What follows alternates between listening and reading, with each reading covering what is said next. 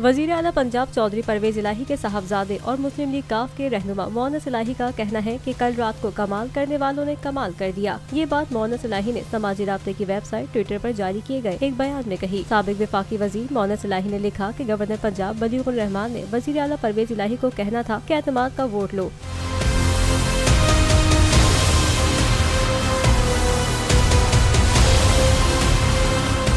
मोनस इलाही ने कहा, एतमाद का वोट स्पीकर पंजाब असेंबली ने करवाना था, मगर अपनी घबराहट में नून लीग और पीडीएम अहमकाना हरकत कर बैठे। मुस्लिम लीग काफ के रहनुमा मोनस इलाही ने सवालिया अंदाज में वजीर आजम शहबाज शरीफ के साहबजादे हमजा शहबाज पर तंज करते हुए ये भी कहा कि अब दोबारा होटल में कुकड़ी को मुंतखब करवाएंगे।